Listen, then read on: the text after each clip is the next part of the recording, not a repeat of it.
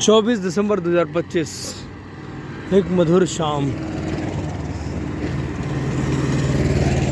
सिलीगुड़ी के अंबारी से चला था।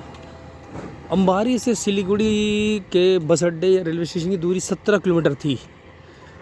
सुबह के 4 घंटे में पार कर ली थी। ठीक 10:30 बजे में पहुंच गया था। अपने साथी से मिला था, फिर चाय पी हम लोगों ने। सौभाग्य की बात है कि कल अंबारी में कह सकता हूँ कि भगवान कृष्ण ने बुलवा लिया था, वरना मैं मस्ती में चला आ रहा था। अंबारी पार करता, सिलीगुड़ी आता, यहाँ पर रुकने का प्रबंध न हो पाता। और वहाँ के पुजारी जी या कह सकते हैं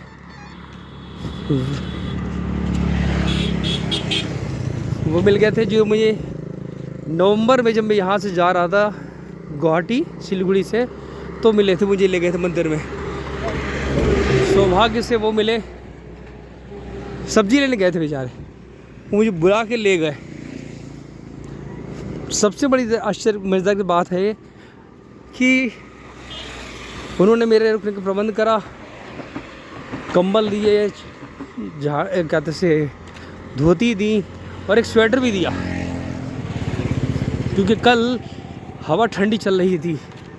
आज हवा ठंडी सुबह चली थी, लेकिन अब रुक गई है। कितना अच्छा संयोग है, कितनी मधुर शाम है। बंगाल में यहाँ पर इस्लामपुर से लगाकर, इस्लामपुर की शायद 20-25 किलोमीटर बाद से चाय की बाग की खेती होती है।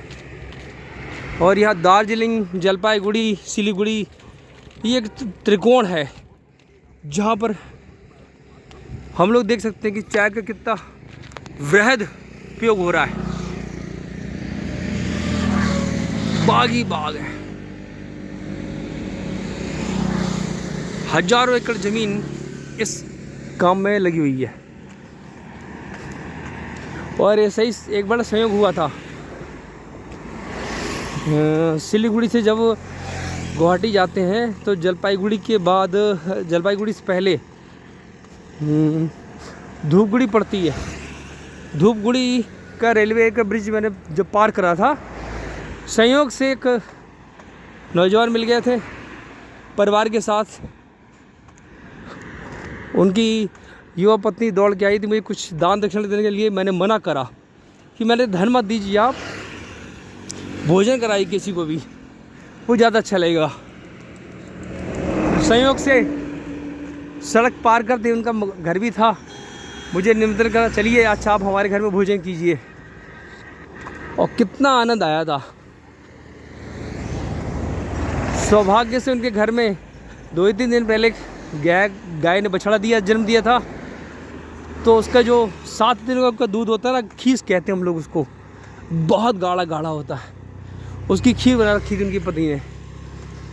कितना आनंद आया था।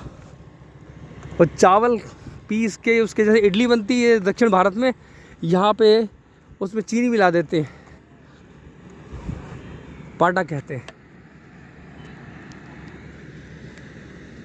कौन कौन सी मधुरता कहाँ कहाँ मिलेगी मैं नहीं जान सकता। जय भवानी।